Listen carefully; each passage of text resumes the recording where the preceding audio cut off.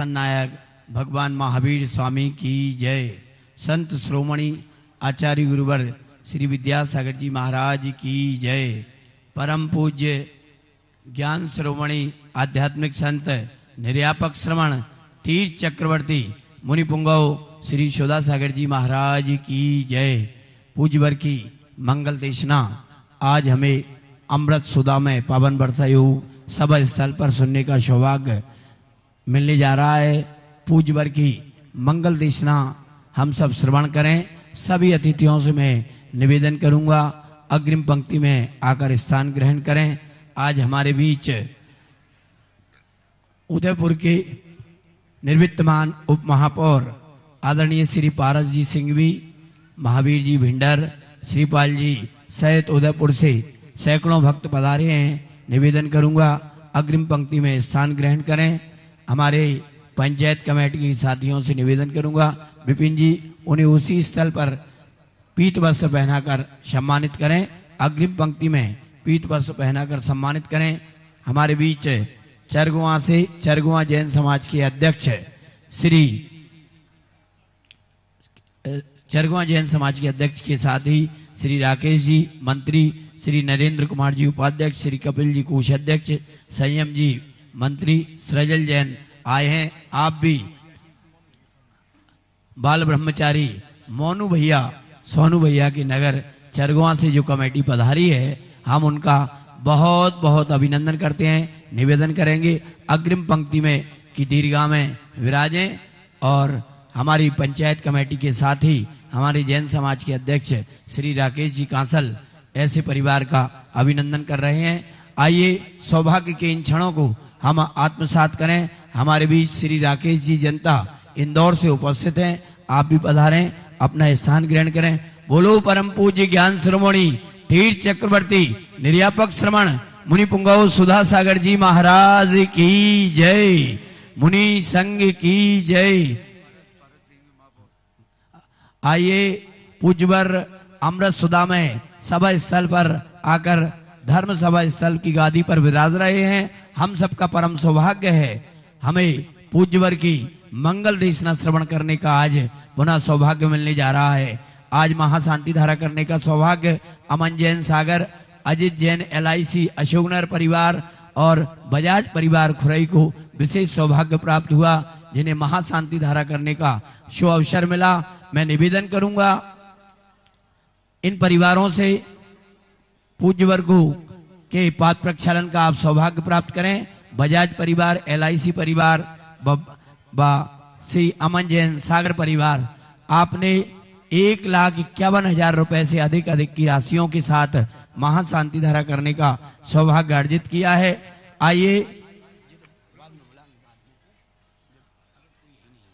आइए साथ ही मैं निवेदन करूंगा यहाँ बैठा लो बोला। और जिन्हें खुरई परिवार आदरणीय भैया जी नाम पूरे देना, श्री मणि बजाज खुरई वालों के आरोग्य के निवारण की कामना से खुरई परिवार, श्री हेमंत जी, सरोज जी, वर्जित जी, विनीत जी, बोरा परिवार, नेमीचंद जी, अर्चित जी, समस्त उदयपुर परिवार, हमारे एक क्या बना श्री अमन जैन, राजेंद्र जैन, अनीता जैन, अमन जैन सागर के जन्म दिवस के अवसर पर, साथ ही राजेश जैन बेंगलोर की बाधा निवारण की, और इनका भक्ति कलश भी है, पधारेंगे और भक्ति कलश स्थापित करेंगे। हाँ, श्री नीलम जी, नीरज कुमार जी, नितिन कुमार जी, श्री उषा देवी, नीरज कुमार जी, बंसल मेडिकल सोनू जी, बंसल मेडिकल परिवार, जन्म दिवस के अवसर पर आपको भी शांति धारा करने का सौभाग्य प्राप्त हुआ। श्री हेमंत जी, सरोज जी, आपको भी सौभाग्य प्राप्त हुआ। आप सभी पूज्यवर के पाद प्रक्षालन का सौभाग्य अर्जित करेंगे। उदयपुर के निर्वित्तमान महापौर श्री पारस जी सिंघवी, महावीर जी भिंडर व श्रीपाल जी,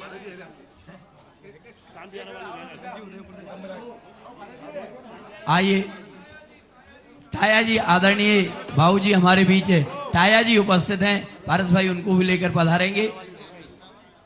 श्री संजय जी गंगावत साहब आप भी पधारें, पूज्यवर के पाद प्रक्षालन का सौभाग्य अर्जित करें। और मैं निवेदन करूंगा श्री पारस जी से, श्री टाया जी से, साथ ही जिन्हें आज महाशांति धारा करने का सौभाग्य मिला, ऐसे परिवार से वह आचार्य भगवान के चित्र के समक्ष दीप प्रज्वलन, चित्रांकन के साथ दीप प्रज्वलन करेगा। आज एक भक्ति कला से स्थापित करने का सौभाग्य है। हमारे श्री नैवी चंद जी, बादामी भाई, महावीर कुमार जी, निर्मल जी, संतोष जी, सीमा जी, आयुष जी, अनीसा जी, पार्थ व समस्त सब दारा परिवार मानपुरा भीलवाड़ा से जो हमारे बीच उपस्थित हैं, बहुत सम्मान के साथ मैं उन्हें यहाँ आमंत्रित कर रहा हूँ। मानपुरा भीलवाड़ा परिवार को वह पधारें और भक्ति कला से स्थापित करें। जय श्री ओम नमः सिद्धेभ्यः।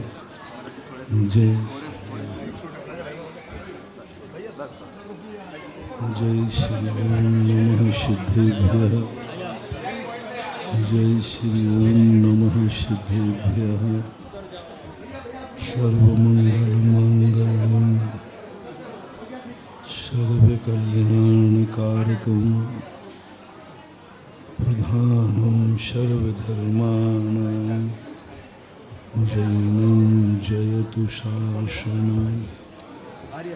पंच परमेष्टि भगवान की आचार्य श्री गुरुवर कुंद महाराज की, आचार्य श्री गुरुवर विद्यासागर महाराज की, परम पूज्य निर्यापक श्रमण तीर्थ चक्रवर्ती ज्ञान शिरोमणि मुनिपुंगव श्री सुधा सागर जी महाराज की जय।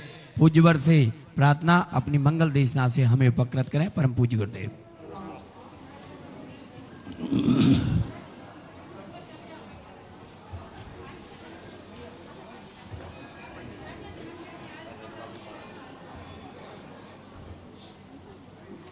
उपकारी के द्वारा व्यक्ति कब उपकृत होता है? जब व्यक्ति अपनी पूरी ताकत लगा करके उपकारी की इज्जत रखता है। उपकारी के भरोसे बैठ करके जो निष्क्रिय हो जाते हैं, इनमें उपकारी का अभिशाप भी लग सकता है। ये मत समझना कि उपकारी के द्वारा हमारा उपकार ही होता है। यदि हमारे ऊपर उपकार करने पर उपकार की बदनामी होती है, उपकारी का अतिशय खत्म होता है, उपकारी की इज्जत में कमी आती है,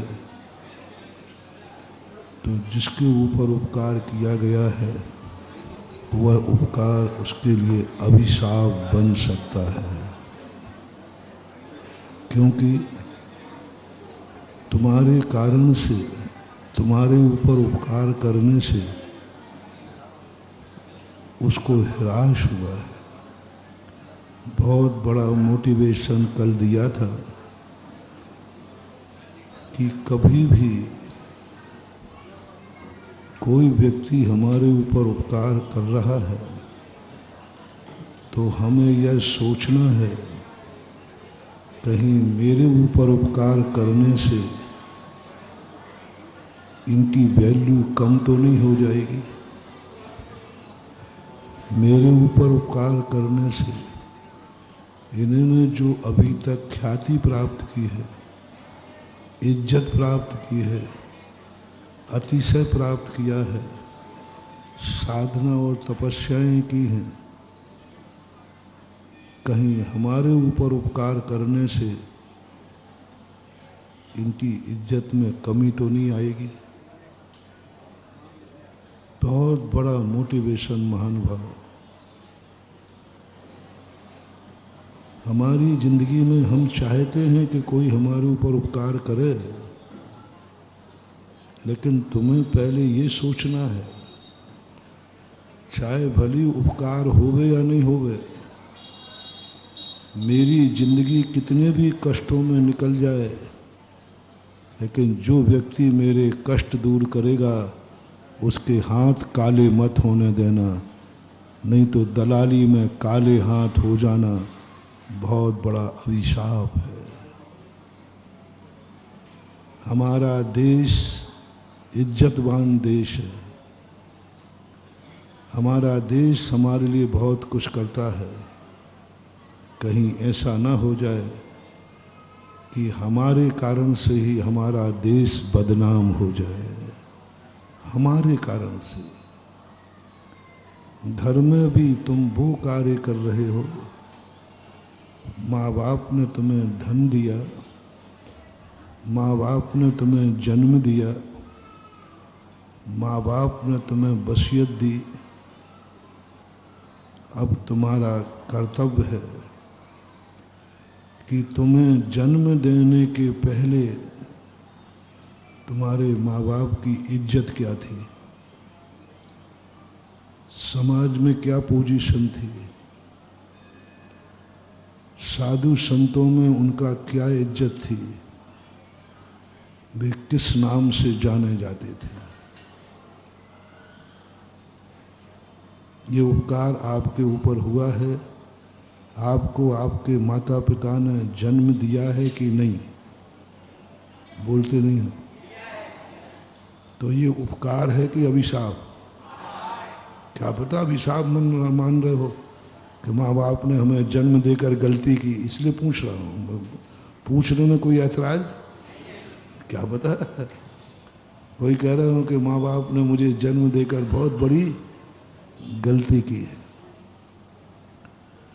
बोलो, माँ बाप ने जन्म देकर तुम्हारे ऊपर उपकार किया है कि नहीं, ये तुम्हें महसूस है कि नहीं? सबसे पहले मैं टाई जी से पूछूंगा, महंत जी बताओ, महंत जी तुम्हारे पिताजी ने तुम्हें जन्म देकर अच्छा किया कि बुरा किया? बहुत बड़ा। चलो तो अब पारस से तो पूछो ही नहीं है? किसी से नहीं है। हमारे भक्तों में कोई व्यक्ति ऐसा हो ही नहीं सकता जो इस उपकार को ना माने। बस ये उपकार तो अपने सबके ऊपर है, पर अब कहीं ये उपकार अभिशाप न बन जाए, डर ये लग रहा है। ये उपकार तो हो गया, ये उपकार तो माँ बाप ने कर दिया, अब वो वापस कर दो, वापस कर दो कि माँ बाप ने मुझे जन्म दिया है, मैं इस उपकार को वापस करता हूँ। कुछ उपकार ऐसे हैं जो वापस नहीं हो सकते, नहीं हो सकते। कुछ ऐसे टाइटल हैं कि यार आप जो कुछ भी करो, बल्दियत कभी खत्म नहीं। अब इस उपकार को अभिशाप न बन जाए, बस ये चिंता की बात कल शुरुआत की थी। सबसे बड़ा दुख है मुझे कि हमारे ना जाने कितने लोगों को ये उपकार से उपकार नहीं, अभिशाप हो रहा है, हिरास हो रहा है। उपकार से हिरास, उपकार से तो व्यक्ति का विकास होना चाहिए और हमारे ऊपर तो हिरास हो रहा है। उपकार से हिरास हो रहा है। उसने किया था कि मैं उपकार कर रहा हूं, यहां तो नुकसान हो गया। जिंदगी में तुम कभी कुछ भी करो, पर ऐसी गलती, ऐसा पाप का उदय ना आ जाए कि सामने वाला उपकार करे और मेरे लिए वो अपकार हो जाए। डॉक्टर देवे सब दवाई स्वास्थ्य के लिए और तुम दवाई से और बीमार हो जाओ। भोजन खिलावे माँ अच्छे के लिए, तुम्हें दस्त लग जाए। गुरु आशीर्वाद देवे अच्छे के लिए और तुम्हारा बुरा हो जाए। तुम मंदिर आओ अच्छे के लिए और तुम्हें नुकसान हो जाए। ऐसी निकृष्ट जिंदगी नहीं चाहिए। प्रार्थना करो, हे भगवान हमें और कोई शक्ति मिले या ना मिले, और कोई मेरा पुण्य होवे या नहीं होवे, लेकिन कभी भी कोई मेरे ऊपर उपकार करे वो हमारी जिंदगी में अभिशाप न बन जाए। सामने वाला हित कर रहा है और मेरा अहित हो रहा है, ये बहुत खतरनाक चीज है। ये है संसार का सबसे बड़ा निकृष्ट जीव। वो निकृष्ट नहीं है जिस पर लोग अपकार कर रहे हैं, जिसका लोग बुरा विचार रहे हैं, जिसके लिए अभिशाप दे रहे हैं। यदि कोई तुम्हें अभिशाप दे रहा है, तुम्हारा कोई बुरा विचार रहा है, तुम्हें नुकसान पहुंचाना चाहता है, तो घबराओ नहीं, मैं तुम्हें उस दुश्मन से बचा लूंगा। मेरे पास दुश्मनों के अभिशाप बचने के बहुत सारे उपाय हैं, चिंता ही नहीं करना। सारे देवता भी तुम्हारे लिए मिटाने आ जाएं दुश्मन बन के, तो तुम्हारा बाल बांका नहीं कर सकते, ये पक्का मानना। तुम्हें मात मैं कह रहा हूं मानो। कोई भी दुश्मन तुम्हारे सामने आ जाए, हमारे भक्तों का दुश्मन कुछ भी नहीं बिगाड़ सकता। क्योंकि क्योंकि क्योंकि क्योंकि कोई दुश्मन तुम्हारे गुरु का कुछ नहीं बिगाड़ पाया आज तक।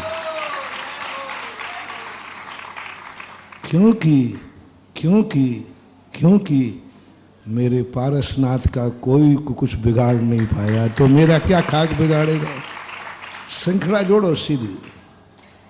मेरा कोई क्यों नहीं बिगाड़ पा रहा है कुछ, क्योंकि मैं जिस भगवान को मानता हूं और भगवान का भी आज तक कोई कुछ, पारसनाथ का कमठ क्या बिगाड़ पाया बोलो। बस ऐसे व्यक्ति के भक्त बनो जिसकी जिंदगी में जबरदस्त दुश्मन आए हो, जबरदस्त दुश्मन आए हो, लेकिन उस भगवान का कोई कुछ नहीं बिगाड़ पाया हो। बस ऐसे भगवान का नाम ले लेना, तुम्हारा भी कोई नहीं बिगाड़ पाएगा। क्यों कहते हैं लोग पारसनाथ को संकट मोचक, मुझे समझ में नहीं आई बात। 24 तीर्थंकर बराबर हैं कि नहीं भैया? 5 कल्याणक सबके बराबर, कोई अंतर नहीं। मैंने पूरा पुराण में तुलना की, सब तीर्थंकर बराबर होते। फिर मैंने कहा ये पारसनाथ की हवा कैसे चली है कि ये संकट मोचक। पूरा सर्वे करने के बाद बस एक ही मिला कि 23 तीर्थंकरों के जीवन में कोई बड़ा दुश्मन नहीं था, और पारसनाथ के जीवन में, और इतना जबरदस्त दुश्मन, इतना जबरदस्त दुश्मन 10 भाव का, 1 भाव का नहीं। और ऐसी अवस्था में जहां वो मुनि अवस्था में थे और वो देव था, और बिजोलिया के अंदर कितने अवसर किए।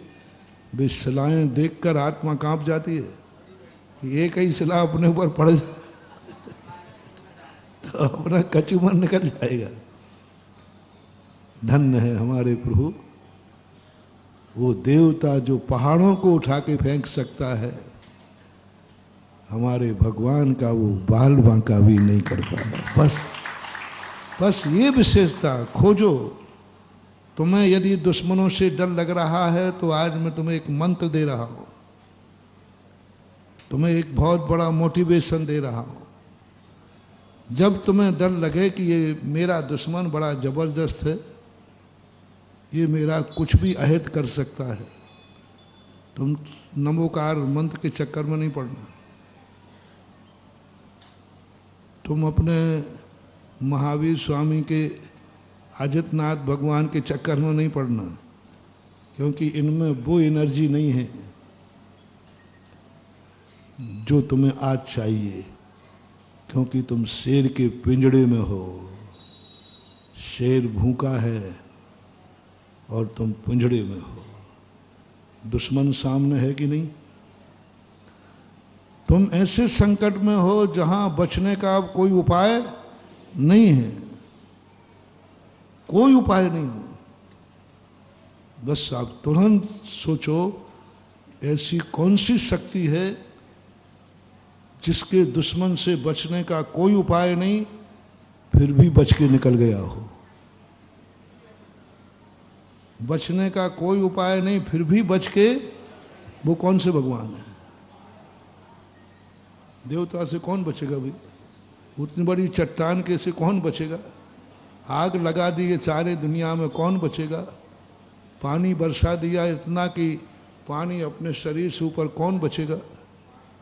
23 तीर्थंकरों में ऐसा कोई भी तीर्थंकर का है, एक दो का, लेकिन इतना खास नहीं। बस आप 5 मिनट के लिए पिंजड़े में हैं, आप शेर ने घेर लिया है, आप 5 मिनट उस शक्ति का ध्यान कीजिए। शेर आपको रास्ता दे देंगे और आप बाहर आ जाएंगे, क्योंकि तुमने किसका ध्यान किया है? उसका जिसका दुश्मन कुछ भी न बिगाड़ता। तो जब भी तुम्हारे लिए दुश्मनों से डर लगे,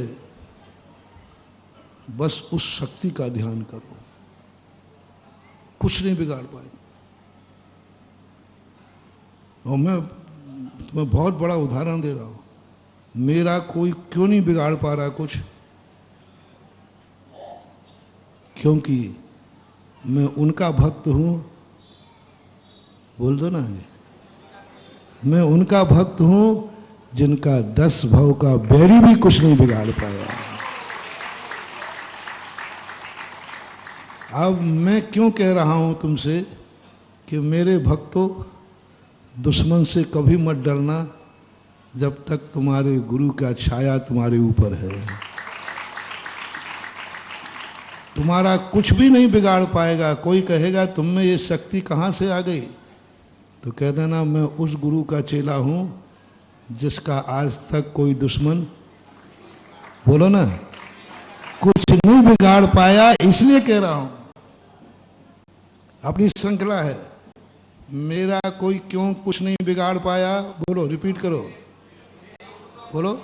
क्योंकि मेरा भगवान का कोई, तुम्हारा कोई कुछ नहीं बिगाड़ पाएगा। क्यों? बोलो ना, ये परंपरा बना लो। और अपने बेटे को भी यही कहना, बेटा चिंता मत कर, जब तेरा बाप जिंदा है तब तक। बोले पापा ऐसा क्यों कह रहे हो? तो कहना बेटा जब मेरा कोई नहीं बिगाड़ पाएगा तेरा। ये श्रृंखला बनाओ, बहुत बड़ा मोटिवेशन है महान बात। लेकिन एक स्थान पर मैं आश्वासन नहीं दे पाऊंगा। अपकारी व्यक्ति ने तुम्हें बद्दुआ दी है, तुम्हारा कुछ नहीं बिगड़ेगा, कुछ नहीं बिगड़ेगा। बस कहीं तुम्हारी जिंदगी में ऐसा पापी तो नहीं हो तुम, किसी ने तुम्हें दुआ दी हो और तुम्हारा अपकार हो गया हो, किसी ने तुम्हारे ऊपर उपकार किया हो और तुम्हारा अपकार हुआ, उसने काजल आंचा हो और तुम्हारी आंख फूट गई हो। क्या कहा माँ ने? क्या आंचा था और आंख फूट गई? काजल आंख अच्छी करने के लिए आंचा जाता है कि फोड़ने के लिए? और हो क्या गया? बस भगवान से एक ही प्रार्थना करो, आज एक ही गुरु से वरदान लो, आज एक ही भावना करो, हे भगवान मेरी जिंदगी में दुश्मन कितने ही अभिशाप दे, मैं उसकी प्रार्थना नहीं कर रहा हूं। बस मेरी इतनी निकृष्टता ना हो जाए कि कोई मेरे ऊपर उपकार करे और मेरा अपकार हो जाए, कोई मेरे लिए अच्छा करे और मेरा बुरा हो जाए, कोई मुझे दवाई दे और मैं बीमार और हो जाऊं, ये इतनी निकृष्टता जिसके पास है, आई एम सॉरी प्लीज, मैं तुम्हें नहीं बचा पाऊंगा। पारसनाथ मुझे नहीं बचा पाएगा, मैं आपको नहीं बचा पाऊंगे और आप अपने बेटे को भी नहीं बचा पाओगे, क्योंकि आप वो पापी हो जो उपकार से अपकार हो रहा है, धर्म से पतन हो रहा है, आशीर्वाद से पतन हो रहा है, दवाई से बीमार हो रहे हो। इससे बड़ा पापी और कौन होगा? यदि किसी ने तुम्हें जहर दे दिया हो और वो मर गया, तो बोलो इसमें कोई आश्चर्य? और किसी ने अमृत दिया हो और तुम मर गए, तो किसी ने दवाई दी, अमृत दिया जिंदा रहने के लिए और तुम वो खाते ही मर गए, ये है सबसे बड़ा निकृष्ट आदमी संसार का। जिसको अमृत दिया जा रहा है, औषधि दी जा रही है और वो खाते ही मर गया, ये है वो महापापी संसार के। जिंदगी में कभी ऐसा ना हो जाए कि उपकार से हमारा अपकार हो जाए। ऐसी जिंदगी, महाराज जी, ऐसा पाप कर्म कब बनता है? ऐसी निकृष्ट दशा कब होती है कि दुनिया तो जहर खा के मरती है और हम अमृत खा के मरेंगे? अमृत खा के मरेंगे। दुनिया कसाईयों को देखकर कसाय करती है, हमें धर्मात्माओं को देख के कसाय आती है। ये निकृष्टपना देखना। दुनिया को गुस्सा आता है क्योंकि ये पापी है, दुर्जन है, दुष्ट है, और तुम्हें गुस्सा आ रहा है कि ये सज्जन है, धर्मात्मा है, साधु है। इसी का नाम तो था कंस, इसी का नाम तो था दुर्योधन, इसी का नाम तो है हिटलर। आताताई शक्ति कौन कहलाती है? कंस को, हिरण्याकश्यप को किसको देख के गुस्सा आता था? डाकुओं को देख के नहीं, साधु संतों को देखकर।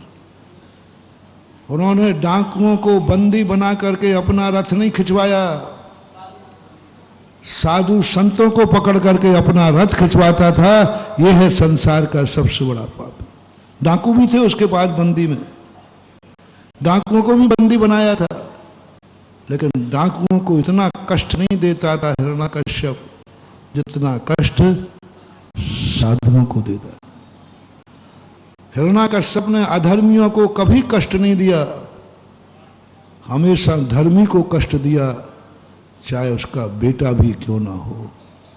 उसका एक ही नियम था, अधर्मी हो, पापी हो, दुनिया में सब करता हो, उसको वो बरी कर सकता है, लेकिन धर्मात्मा को बरी नहीं करेगा, भगवान के भक्त को बरी नहीं करेगा, चाहे मेरा बेटा क्यों ना हो। सबको मालूम है वो कहानी। प्रहलाद हिरण्याकश्यप का बेटा था, उसमें कमी क्या थी? उसमें गलती क्या थी? उसमें पाप क्या था? वो बुरा कहाँ था? बुरे को व्यक्ति मार दे तो कोई बात नहीं, पाप है, मारेगा। उसकी सबसे बड़ी गलती थी, हिरण्याकश्यप कहता है, लोग कहते भाई इसके पास क्या कमी है, तुम बेटे से गुस्सा क्यों होते हो? बोले सबसे बड़ी कमी है कि ये धर्मात्मा क्यों है, ये धर्मात्मा क्यों है, बस यही कमी है, इसको मैं जिंदा नहीं छोड़ूंगा। या तो धर्म छोड़ दे तो मैं जिंदा छोड़ दूंगा, और धर्म नहीं छोड़ेगे तो मैं मारूंगा, चाहे मेरा बेटा क्यों ना हो। और आप सबको मालूम है प्रहलाद को उसके पिता ने कितने बार मारने का प्रयास किया, किसके लिए? क्यों? ये धर्म क्यों है, धर्मात्मा क्यों है, धर्मात्मा क्यों है? यहां तक कि निर्दयी हो गया कि उसको अग्नि में जला दिया, अपनी बहन को बैठाल दिया, क्योंकि बहन को वरदान था वो अग्नि में नहीं जलेगी। बेटे को लेकर के बैठाल दिया, जला दो इसको। ये धर्मात्मा क्यों है? मोटिवेशन आप भी सोचो, क्या किसी धर्मात्मा को देखकर आपके मन में द्वेष भाव तो नहीं आ रहा है? डाकुओं को देखकर नहीं कह रहा हूं, दुर्जन और दुष्टों को देखकर नहीं कह रहा हूं। उनको देख करके यदि गुस्सा आ रहा है तो वो जायज है, ठीक है, उत्तम क्षमा धर्म नहीं है, लेकिन माफ है। क्योंकि तुम्हें गुस्सा किस पे आया? दुर्जन पर, दुष्ट पर, अधर्मी पर, व्यसनी पर, पापी पर गुस्सा आ गया। आ गया। बेटा शराब पी रहा था तो तुमने मार दिया थप्पड़, मार सकते हो, क्योंकि वो क्या कर रहा था? मार दिया, मार दिया, इतने जोर से मार दिया, सिर फूट गया, कोई बात नहीं, क्योंकि वो गलत कार्य कर रहा था। लेकिन कहीं ऐसा तो नहीं है कि वो धर्म कर रहा था इसलिए तुमने थप्पड़ मार दिया। तू मंदिर क्यों गया था?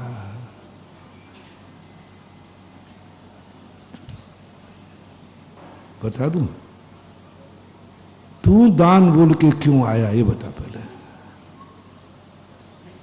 हाँ, अब आ जाओ, थोड़ा मैं ले लूंगा पहले तो कहते हाँ महाराज बिल्कुल सही है। अब इसमें कितने लोग पकड़ में आएंगे?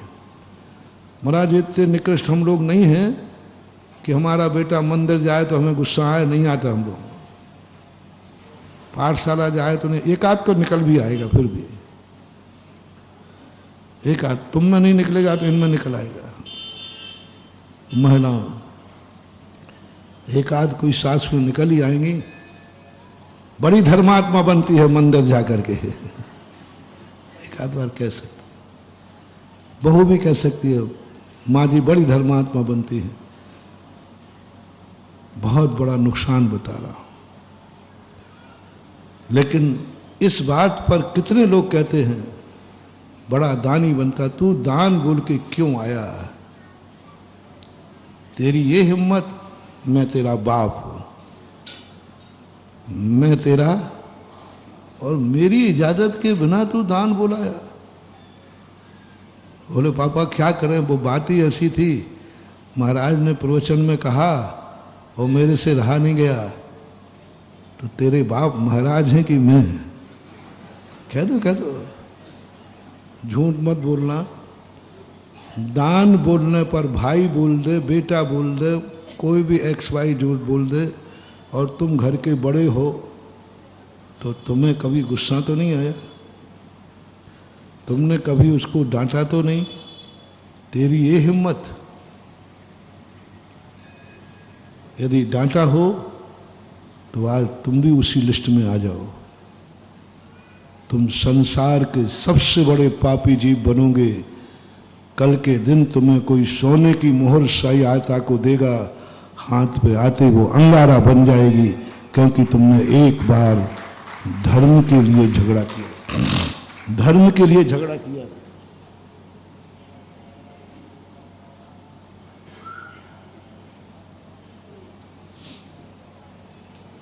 जिस चीज में हाथ डालो उसी में घाटा। लोग आते हैं मेरे पास, महाराज जी मेरी किस्मत क्या, जिस चीज में हाथ डालो उसी में घाटा। पड़ोसी की दुकान चल रही है, वही माल मैं रखूं दुकान में, लेकिन चल ही नहीं रहा है। होता है ऐसा कि नहीं होता? पड़ोसी एक सी दुकान है, एक सा माल है, लेकिन एक का बिक रहा है, एक का नहीं मिल रहा। महाराज जी क्या हमारी किस्मत, सोना सुन तो माटी हो रहा है। कुछ नहीं महानुभाव, तुमने कभी किसी से दान बोलने पर परिवार में झगड़ा किया होगा? कोई दान बोल के आया होगा और तुमने झगड़ा किया होगा, क्योंकि तुम बड़े थे या छोटे थे, किसी में लगा लो। वो दान बोल के आया, तुमने झगड़ा किया, जाओ उसी समय निधत्त निकाचित कर्म बन गया। सामने लाभ दिख रहा है और जैसे ही तुम वहां पहुंचोगे हानि हो जाएगी। माल तुमने खरीदा है फायदे के लिए, जैसे ही तुम खरीदोगे माल भाव गिर जाएंगे। होता है कि नहीं होता है? ये कौन सा पाप है, कौन सा कर्म है ये वही कर्म का उदय आया। महानुभाव, कभी झगड़ा नहीं करना। प्रेम से कहो बेटा, मैं तुम्हें बता देता हूं, झगड़ा नहीं करना, क्रोध नहीं करना, मान नहीं करना। मेरे रहते हुए तेरी हिम्मत हुई क्यों? तेरा बाप मर गया था क्या? सुन रहे हो रे बाप लोगों? हाँ, तुम्हारी बापगिरी निकाल रहा हूं, थोड़ा हैकड़ी आ जाओ नीचे भाव को। नहीं नहीं नहीं बेटा, तूने बहुत अच्छा काम किया है। पहला शब्द क्या बोलना? तूने बहुत अच्छा काम किया है, लेकिन तूने इतनी बड़ी बोली ले ली, अपनी तो हैसियत ही नहीं है, कैसे चुकाएंगे? पहले तो उसके काम की प्रशंसा करो कि वो जुआ में हार के आया है क्या? बोलो, जुआ में हार के आया है? कहीं कोई व्यसन करके आया है? कहीं कोई अय्यासी करके आया है? नहीं, दान दे के आया है। बेटा बहुत अच्छा कार्य किया। मैंने कितने जन्म जन्म तक पुण्य किए कि मुझे ऐसा बेटा मिला।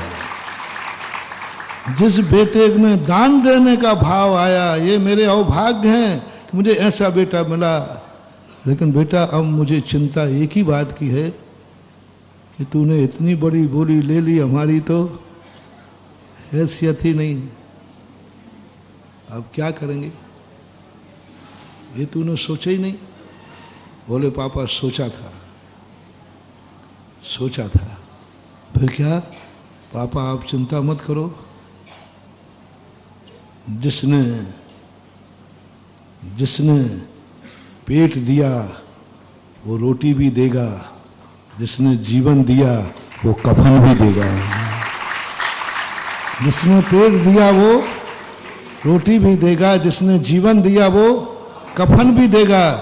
जिस गुरु के प्रवचन से मैंने ये भाव आया है, वह गुरु एक दिन इसी को पूरा कराएगा, मुझे विश्वास है।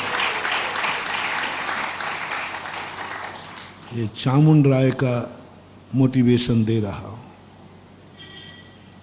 चामुंड राय एक ही बात कहता है, बेटा तू कैसे पूरी करेगा इच्छा? बोले मैं कुछ नहीं जानता हूं, ये दीप किसने जलाया है? ये दीप किसने जलाया है कि हमें ऐसी मूर्ति के दर्शन करना है जो अद्वितीय और बेजोड़ है? ये भाव तेरे अंदर कैसे आया? यदि तुझे पहले से मालूम था, यदि सही में हमें इच्छा पूरी नहीं कर सकता था, तो मेरी मां के अंदर ये भाव आ ही नहीं सकता था, आ ही नहीं सकता था। इच्छा ही नहीं होती, क्योंकि मैं समर्थ नहीं हूं। जिस कार्य के लिए बेटा और शिष्य समर्थ ना हो, मोटिवेशन 2 दिन पहले कहा था, जिस कार्य के लिए बेटा और शिष्य और भक्त समर्थ नहीं हो, उस कार्य की इच्छा कभी मां में कभी गुरु में आ ही नहीं सकती, असंभव। सूरज पश्चिम से निकल सकता है, लेकिन गुरु के अंदर वो भाव, वो इच्छा कभी नहीं आएगी, वो आज्ञा कभी नहीं निकलेगी जिसे शिष्य पूरा न कर सके। तुम्हारा गुरु कैसा है? बस एक बात पूछो, तुम्हारी दृष्टि में तुम्हारा गुरु कैसा है? सच्चा या खोटा? फैसला आपके हाथ, मेरे हाथ में नहीं। मैंने परसों ही कहा था कि गुरु में चमत्कार नहीं है, गुरु के विश्वास में चमत्कार है। भगवान में चमत्कार नहीं है, हमारी श्रद्धा में चमत्कार है। और हमने उदाहरण भी दिया था। भगवान में चमत्कार नहीं है, हमारी श्रद्धा। नमोकार मंत्र में चमत्कार नहीं है, हमारी गुरु में चमत्कार नहीं है, गुरु के ऊपर जो तुम्हारा विश्वास है उसमें चमत्कार है। बोलो तुम्हारा गुरु कैसा है? अपने अपने गुरु की बात बोलो, नाम नहीं पूछ रहा हूं, अपने आप बोल दो कैसा है? हैं? हैं? हाँ, टेप तो हो जाए, थोड़ी बात है। अब महानुभाव मैं तुमसे कहना चाहता हूं, अभी तक मेरा कोई आदेश नहीं था तुम जिस चाय को गुरु बनाओ, तुम्हारा जो कुछ भी हो इसमें मेरा कोई आदेश नहीं है, कोई उपदेश नहीं है, कुछ नहीं है। बस अब मेरा आदेश है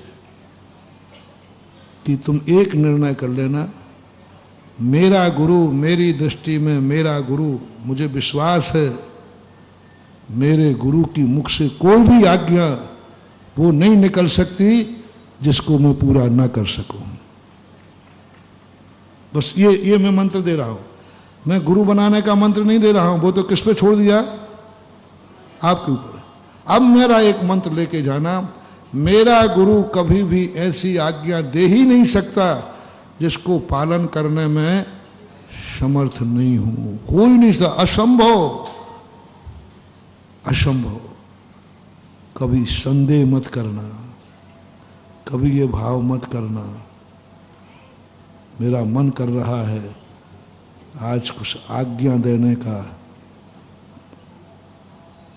आज रविवार है, छुट्टी का दिन भी, बाहर के लोग, कुछ भगत बाहर के भी आए, कुछ मन कर रहा है कि आज्ञा दे डालूं, उसे तुम पूरा करोगे।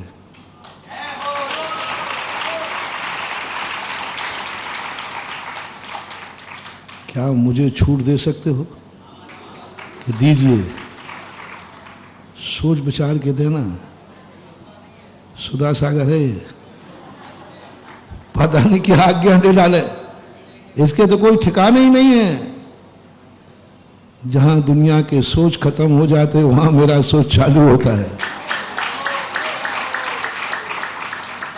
महानुभाव, स्वयं को वो शक्ति पता नहीं है, वो शक्ति तुम्हारे गुरु को पता है कि तुम्हारे में है।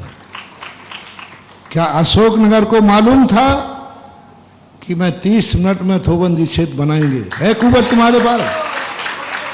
क्या कोई घोषणा करने की औकात रखता है कि हाँ महाराज हमारा अशोकनगर ऐसा है कि ये कार्य करके दिखाएंगे?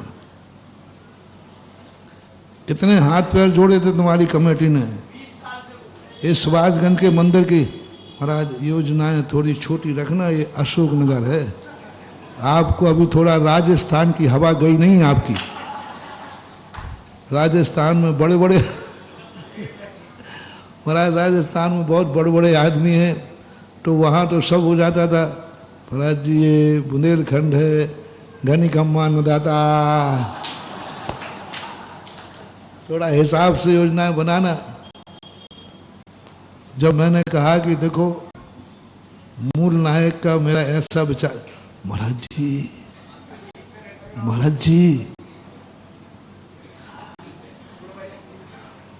2-3 तक की तो थोड़ा दिख रहा है राकेश जी, ये तो दिख रहा है, लेकिन तुमने तो सीधे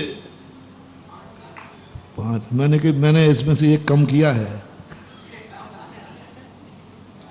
क्या तुम्हें खुद मालूम नहीं है कि तुम्हारे में क्या शक्तियां हैं? गुरु को मालूम है कि मेरे भक्तों में क्या शक्तियां हैं। ऐसे ही नहीं कहता क्या मुझे अपने वचनों की कीमत नहीं है? यूं बोल दिया कि 3 मिनट में पूरी करो, मजाक है क्या? ये भी डर नहीं लग रहा मुझे कि 3 मिनट में कोई बोली पूरी होती है, और वो भी करोड़ों की? अरे 1500 की, करोड़ों की बोली लग रही साहब। 3 मिनट का समय, गाड़ी और उठा ली, 1 मिनट हो गया। महानुभाव, ये जो मैं समय का टाइम मेरे से निकला ना, ये और कुछ नहीं है, कुछ नहीं है।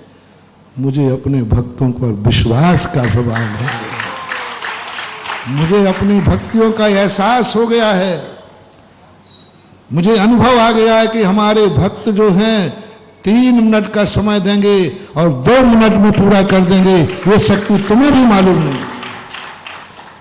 जितने लोगों ने बोलियां ली वे घर से सोच के नहीं आए थे, सब घर के सोच के आए थे कि ठीक है देखेंगे। खुद को भी शक्ति मालूम नहीं है, वो गुरु कहलाता है, वो पिता कहलाता है, जिसको अपने बेटे की शक्ति का, और वही गुरु कहलाता है।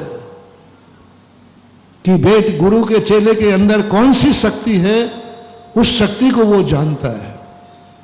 ये विश्वास मेरा तुम्हारे ऊपर है। इसी विश्वास के बल पर सारे जगत में जो इस मुंह से बोल देता हूं वही पूरा हो जाता है। इसमें मेरी साधना मत मानना। मैं इतने छोटे से कार्यों के लिए साधना खराब नहीं करूंगा। ये तो यूं दाएं हाथ चल गया बाएं, ये तो बाएं हाथ के काम है, ये तो साइड का बिजनेस है।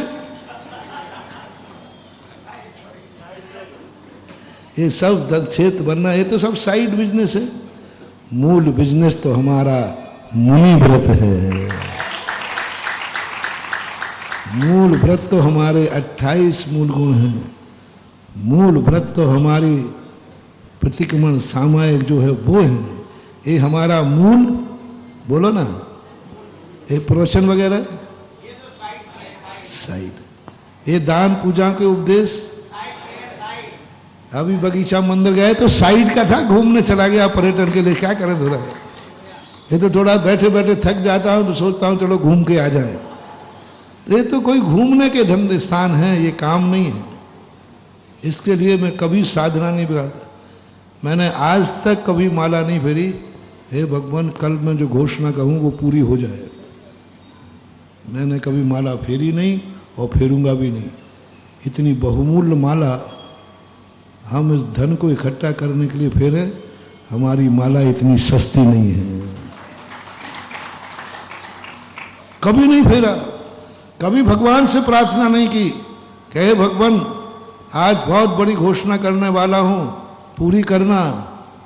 मैं इतने सस्ते कार्य के लिए भगवान जैसी महाशक्ति का बलिदान नहीं करूंगा। भगवान को करूंगा तो जब करूंगा कि हे भगवान शक्ति दो, मैं भी आप जैसा भगवान बन जाऊं। करूंगा अपने धर्म के लिए तो मैं धर्मात्मा बन जाऊं। तो फिर महाराज जी फिर कैसे होते हैं? कुछ नहीं, कुछ नहीं महानुभाव।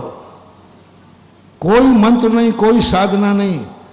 मेरा एक विश्वास है अपने भक्तों के ऊपर। बस भक्तों पर मुझे विश्वास है कि मेरे मुंह से निकला हुआ शब्द हमारे भक्त उसे जमीन पर नहीं गिरने देंगे। बस इतनी सी बात, नहीं गिरने देंगे, चाहे कुवत होवे। और पर महाराज ने कहा है, खत्म, बात हो गई, कुछ नहीं सोचना मुझे। महाराज की वाणी नीचे जमीन में गिरना, बस ये विश्वास मेरा है। और जिसमें अशोकनगर और हो, हमने तो उन परदेशियों पर विश्वास किया है। तो ये तो पुराना देश है।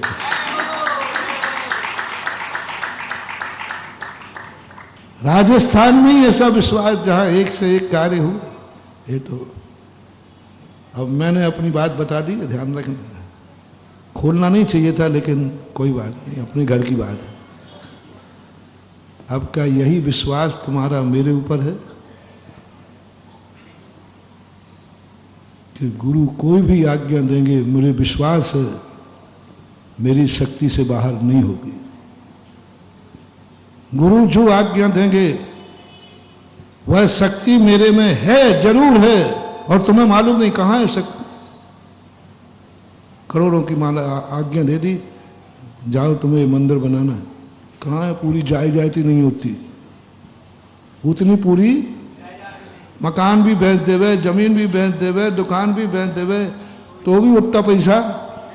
लेकिन गुरु ने आदेश दे दिया। अब बोलो, नहीं दे रहा हूं, घबराओ मत, पूछ रहा हूं। नहीं तो तुम कहो कि महाराज जी अब धीरे धीरे कुछ किसी मुर्गा को फंसाने वाले हैं। नहीं, मैं भक्तों को मुर्गा मानता ही नहीं हूं। मैं तो भक्त को भक्त मानता हूं। मैं भक्तों को क्यों फंसाऊंगा? मैं तो फंसे हुए भक्तों को और निकालूंगा। सोचो कभी ऐसा हो तो क्या हो। तुम्हारी सारी जायदाद उतनी है और कभी गुरु ने आदेश दे दिया, क्या भाव आएगा? प्रथम समय का पूछ रहा हूं, द्वितीय समय का नहीं, सुनते ही, दूसरे तीसरे मिनट का नहीं। आप जन्म से विकलांग हैं, पोलियो है, और गुरु ने आदेश दे दिया तुम्हें शिखर जी की वंदना करके आना पैदल। और है कैसा? जन्म से पोलिया है। गुरु ने आदेश दे, जाओ तुम पैदल शिखर जी की यात्रा करके आओगे। 27 किलोमीटर है, कितना है? और कठिन बताओ? शिखर जी से कठिन गिरनार है, कैलाश पर्वत। यदि ये आदेश मिल गया, आप जन्म से पोलियो है, और आदेश मिलते ही प्रथम समय तुम्हारा क्या भाव आया?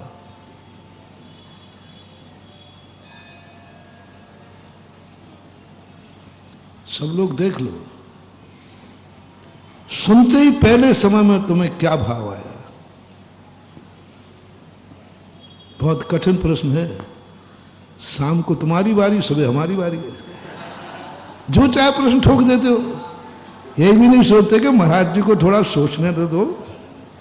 ये कहीं का प्रश्न तुरंत दूसरा, अरे इतने जल्दी तो तुम्हारा वो कंप्यूटर का बटन भी नहीं बदलता।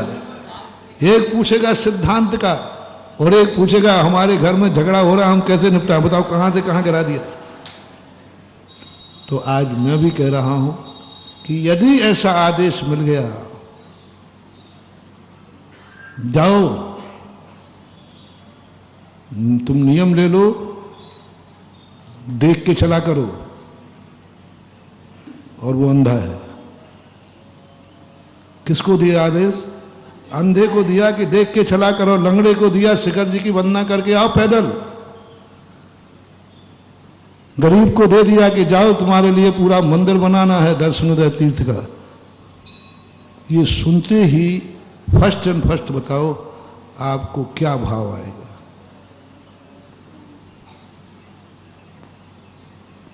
गुरु की सिद्धि बता रहा हूं। गुरु तुम्हें सिद्ध है कि नहीं? गुरु का आशीर्वाद तुम्हें फलेगा कि नहीं? गुरु की वाणी में चमत्कार होगा कि नहीं? पहले दिन, पहले क्षण कुछ नहीं हो। मैं अपने आप को विकलांग मान रहा था। मेरे गुरु ने कहा है कि शिखर जी की वंदना पैदल करके आना है, तो जरूर मुझ में पैदल करने की शक्ति है। मैं जा रहा हूं। गुरु महाराज मैं जा रहा हूं। अरे कहां जा रहा है? थोड़ा तो सोच। बाजू वाला कहे, तुरंत वो विकलांग खड़ा हो जाए, मैं जा रहा हूं महाराज आशीर्वाद दीजिए। कहां जा रहा है? बोले आपने कहा ना शिखर जी की पैदल। जा रहा हूं। लोग क्या कहेंगे? अरे पागल कहां से करेगा तू, तो घर के बाहर 2 सीढ़ियां तो चढ़ नहीं पाता। बोले मुझे कुछ नहीं मालूम, मेरे गुरु के मुख से कोई भी आज्ञा मेरे शक्ति के बाहर निकल ही नहीं सकती। गुरु ने कहा है तो मैं करके आऊंगा। कहा है ना, बात खत्म है। मैं नहीं कहता हूं क्या होगा, मैं नहीं कहता हूं मेरे में कोई चमत्कार है, मैं नहीं कहूंगा कि मेरे में कोई अतिशय है। इतना जरूर कहूंगा, ऐसे भक्त के विश्वास में अतिशय है कि वो पैदल वंदना करके शिखर जी की आ जाएगा। अंधे को पता नहीं क्या होगा कि उसको नीचे चलते समय जीव दिख जाएंगे। मैं नहीं जानता कि कहां से आएगा। यदि तुम्हारा गुरु ने कहा है, जिसको तुमने हृदय से गुरु माना है, यदि तुम्हारी पूरी जायदाद बिक जाए तो भी तुम मंदिर नहीं बना पाओगे, और गुरु ने तुम्हारे लिए आज्ञा दी है, तो वो कहेगा कहां से बनाओगे ये तो बताओ। मुझे पता नहीं है, मुझे इतना विश्वास है गुरु के मुख से निकल रहा है, तो वो कहीं ना कहीं से वो शक्ति मेरे में है। कहां से है मुझे पता नहीं है, अन्यथा मेरा गुरु मुझे आदेश दे ही नहीं सकता। 10 लाख, ये अभी रक्षाबंधन गया ना, इसकी यही कहानी थी। एक छुल्लक जी पहुंचे विष्णु कुमार महाराज के पास। विष्णु कुमार ने कहा, भैया गलत नंबर डायल कर लिया, मेरे पास कोई रिद्धियां सिद्धियां नहीं है, मैं तो एक साधारण मुनिराज हूं, ध्यान कर रहा हूं, मेरे में कहां से रिद्धि आई, मैंने कभी रिद्धि की नहीं। छुल्लक जी कहते हैं, आप कुछ भी कहो, मेरा गुरु कभी गलत आज्ञा नहीं दे सकता। मेरा गुरु ने मुझे आदेश दिया है कि जाओ फलाने पर्वत पर विष्णु कुमार मुनि हैं, उनके पास ये शक्ति है। और विष्णु कुमार खुद कह रहा है मेरे पास कोई शक्ति है ही नहीं। छुल्लक जी समय खराब मत करो, कोई दूसरे विष्णु कुमार होंगे। बोले मैं पूरा पता लेके आया।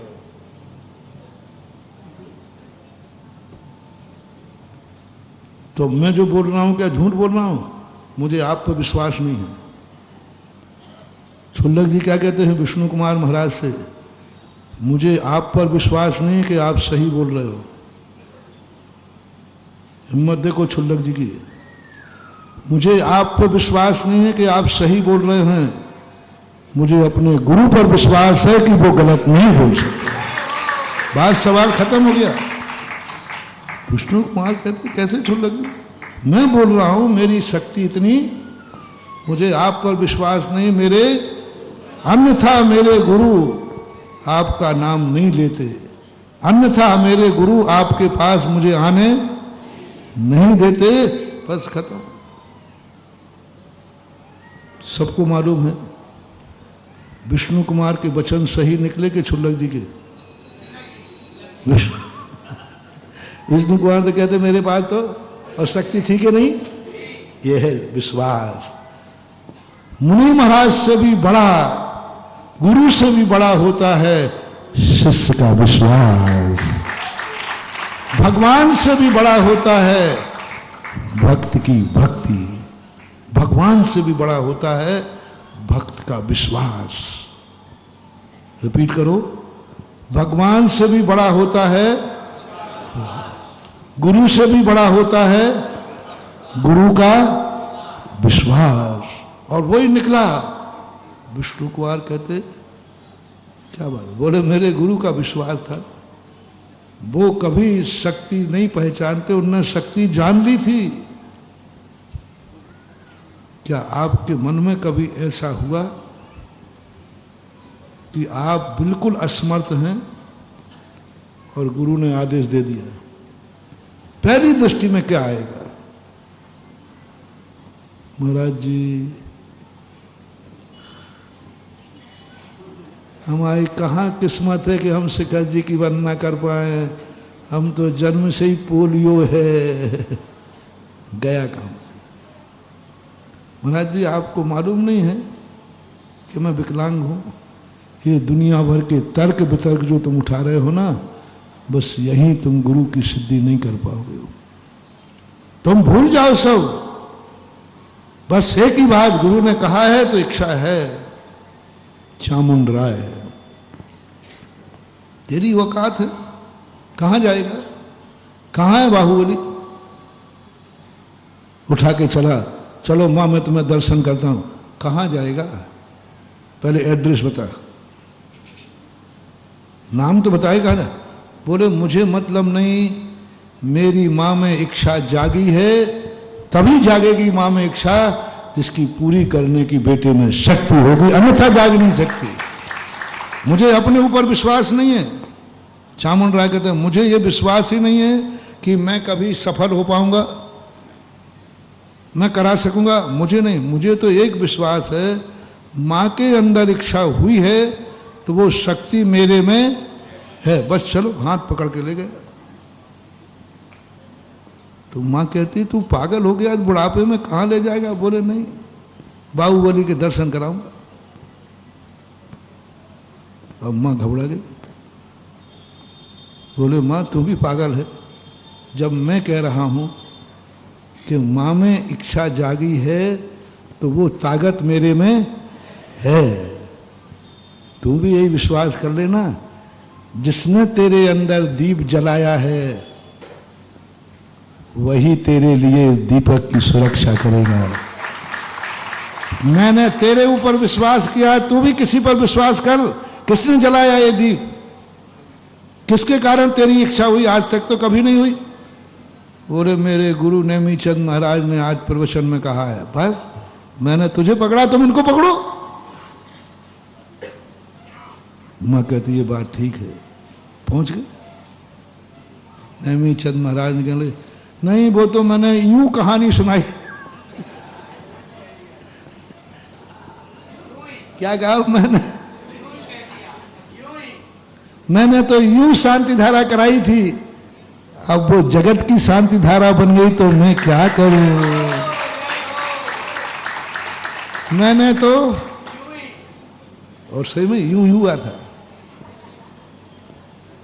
यहाँ की घटना है चांदखेड़ी की। मैं अभिषेक वगैरह में जाता ही नहीं था, मेरा काम ही नहीं था, कभी नहीं बैठे शांति धारा में। एक दिन क्या हुआ कि मैं शुद्धि करके दर्शन करने जा रहे थे, वहाँ दो व्यक्ति लड़ रहे थे पुजारी से, और उसकी खींचातानी कर रहे थे कोमल चंद पुजारी का। इसको तुमने पहले करा दिया, इसको पहले करा दिया। तो पुजारी बोले महाराज जी देखो ये झगड़ा कर रहे हैं, हमें मारने पर उतारू है। मैंने क्या बात है? बोले ये कह रहा है इसको करा दिया, इसको करा दिया, अब मैं क्या करता? मैंने कहा ठीक है, सब जन नीचे आ जाओ। फिर मैं बैठ गया। मैंने भगवान की तरफ देखा। मैंने भगवान क्या करना है? तो बोले दो झगड़े तो फायदा उठा।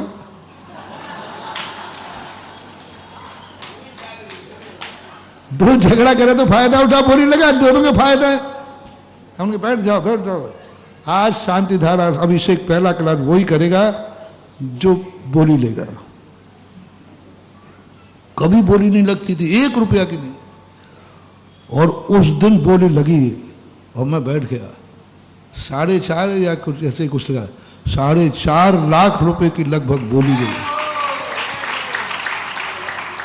अब मैंने कहा वारे भगवान हंस रहे हैं बेटा, देख ना ये लड़ते,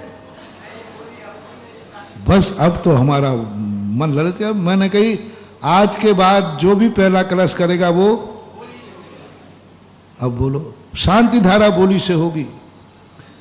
मैंने तो यूं दो झगड़ों का, दो व्यक्तियों का झगड़ा यूं निपटाया था, और वही सारे जगत की आज शांति धारा बन गई तो मैं क्या करूंगा?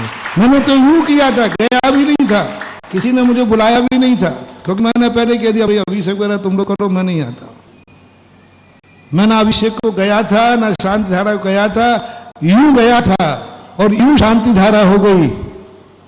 और आज शांति धारा के क्या हाल है बोलो ना? कौन से मंदिर में नहीं हो रही? जहां मैं नहीं गया हूं वहां भी मंदिरों में शांति धारा हो रही। और कहूं मेरे यूं चलने का, मेरे यूं चलने का चमत्कार करूं, जो मेरे परम दुश्मन हैं वे भी शांति धारा कर रहे हैं। और उनसे पूछो कि भाई ये अकल तुम में कहां से आई?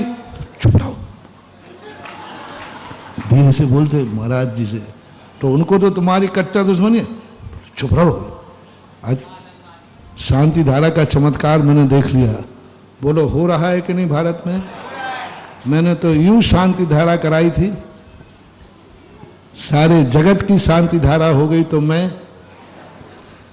तो एक दिन यूं भक्तांबर के दीप जलवाए थे, सारे जगत में दिवाली हो गई तो मैं क्या? नेमीचंद महाराज ने कहा अरे मैंने तो यूं शास्त्रों की एक कहानी सुनाई थी कि ऐसा सुना है। बोले गुरुजी आप भले यूं प्रवचन दो, लेकिन हमारे लिए तो आप ही मंत्र हैं, आगम हैं। ध्यान देखना महानुभाव, गुरु भले यूं प्रवचन दे रहा हो, लेकिन श्रोताओं को वचन क्या है? मंत्र है, आगम है। हम आपकी वाणी को आगम मान रहे हैं और आप कह रहे हैं मैंने तो यूं सुनाई थी कहानी। आपने भली यूं सुनाई हो, मेरे लिए तो वो आगम है और आगम सत्य होता है। मैं तो दर्शन करने जाऊंगा। नेमीचंद कह रहे मैंने तो यूं सुनाई थी। नहीं, गुरु के वचन को भली गुरु महाराज यूं सुनावे, लेकिन तुम्हें यूं नहीं मानना है। तुम्हें तो गुरु से निकले हुए वचन को आगम मान करके प्रमाण मानना। मेरे लिए मंत्र है ये, गुरु के लिए यूं है, और हमारे लिए गुरु ने यूं शांति धारा कराई थी, सारे जगत ने उसे आगम मान लिया। मैंने यूं कराई थी, मैंने यूं ये किया था, मैंने तो यूं किया था कि चलो 3 मिनट में बोली खत्म करना है। वो तो लोगों ने करके ही दिखा दिया कि भक्तों का विश्वास है। नेमीचंद महाराज, चामुंड राय कहते हैं, महाराज जी कृपया करके आपसे निवेदन है, या तो इस भोली भाली महिलाओं को हृदय में आग जलाया मत करो, और जलाई है तो थोड़ा आपने वो कहानी सुना करके मेरी मां में भाव हो गया, मेरी मां का चेहरा उतर गया, मेरी मां के मन में टेंशन आ गया, और इसके मन में वेदना है कि जैसे महाराज ने भगवान की मूर्ति का वर्णन किया है, ऐसी अलौकिक मूर्ति का दर्शन में कभी कर पाऊंगी या, ये भाव आ गया। आपके प्रवचन से आया, मैंने ऐसा चेहरा उतरा हुआ मां का कभी नहीं देखा महाराज, आपके कारण हुआ। आपने प्रवचन सुनाया और मां के अंदर भाव जाग गया कि मैं कभी ऐसे दर्शन कर पाऊं। नेमीचंद महाराज को भी नहीं पता था कि मेरी छोटी सी बात कोई भक्त इतनी बड़ी बना देगा। देखो भक्तों की ताकत बता रहा हूं। गुरु ने तो यूं कहानी सुना दी, उनको ही पता ही नहीं था कि कोई दिल पे ले लेगा, कोई कुछ इस प्रकार कर सुना दी। नेमीचंद कहते हैं मुझे मालूम नहीं था कि मेरी इस कहानी का ये प्रभाव पड़ेगा, और चलो माँ के अंदर जाग गई थी। मुझे मालूम नहीं था कि दुनिया में ऐसे बेटे भी हैं जो शक्तिहीन होकर के माँ की इच्छा पर विश्वास रखते हैं। नेमीचंद ने कहा रुको बेटा, मुझे एक रात का, एक दिन का समय दो। देखो हंसी हंसी यूं दूसरे दिन नेमीचंद महाराज को स्वप्न आता है, तुम महाराज हो, किसी कहानी को यूं मत सुनाया करो, क्योंकि सारा जगत तुम्हारे निकले हुए वचन को आगम मानता है। तो अब मैं क्या करूं? बोले कुछ नहीं, अब करके दिखाना है। सुबह पूरब की तरफ मुख करके पश्चिम दिशा में तीर छुड़वा दीजिए, जिस पत्थर पे गिरे उसी पर बाहुबली प्रकट होंगे।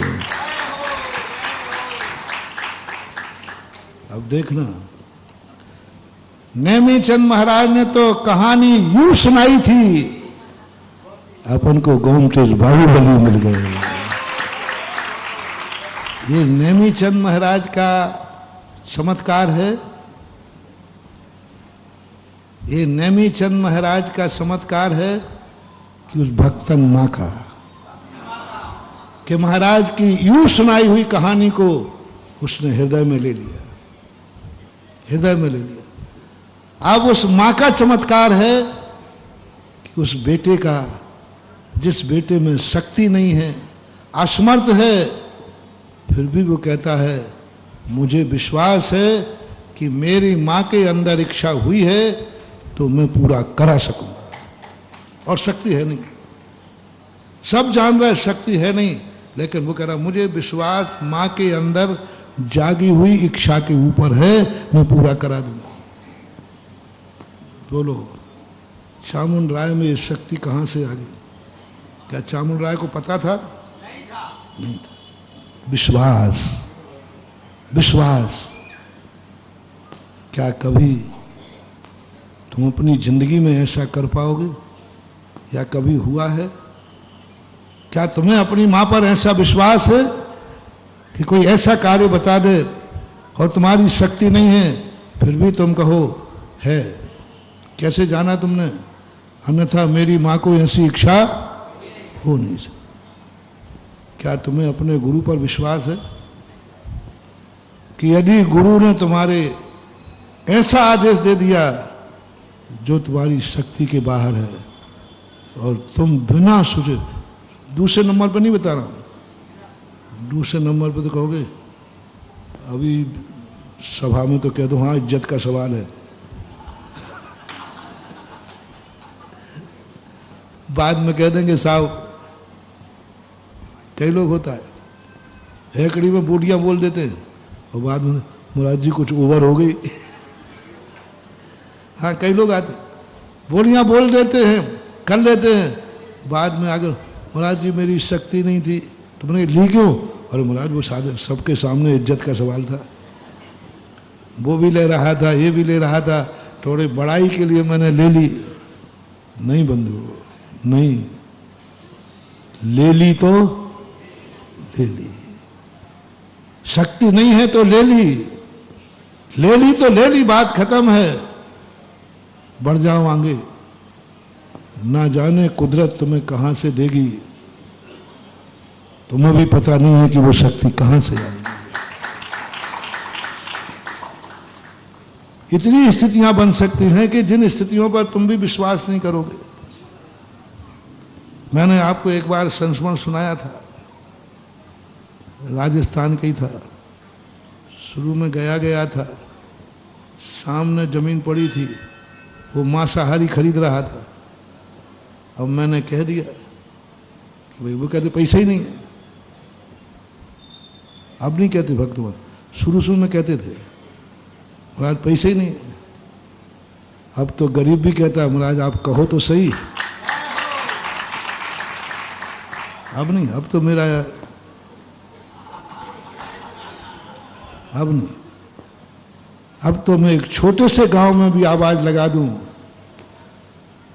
तो भी भक्त से ये नहीं कहते महाराज पैसा नहीं है, आप तो कहो, आप तो कहो, वो पूरा होगा। अब नहीं, पहले शुरू की बात है, पैसे ही नहीं है। हमने भगवान से कहा भगवान ये लोग तो ऐसा कह रहा है और आपके सामने मांस कटेगा, मैं तो अभी पहली बार आया हूँ, बिहार कर जाऊँ, मुझे क्या, तुम्हें देखते रहना बकरे कटते हुए। भगवान को मैंने जम के सुनाई, देखना यहीं बकरे कटेंगे, मुर्गे कटेंगे, होटल खुल रही है, होटल मांसाहारियों की, और तुम्हारे भक्त कह रहे हैं पैसा नहीं है, तो हमें आशीर्वाद दो, हम कमाना शुरू करें, या तो तुम कमा के दो, नहीं तो देखते रहना मान। हमने भगवान को जो सुनाना था तो अपनी भाषा में भगवान ने कहा तू गलती कर रहा है, तू जैनियों से बात कर रहा है, और ये जैनी कम बनिया, बनिया की भाषा में बात कर, शाम काम हो जाएगा। इस कार्यक्रम के पुण्यार्जक थे श्री कंवरलाल जी महावीर प्रसाद जी, पाटनी, मदनगंज, किशनगढ़, राजस्थान।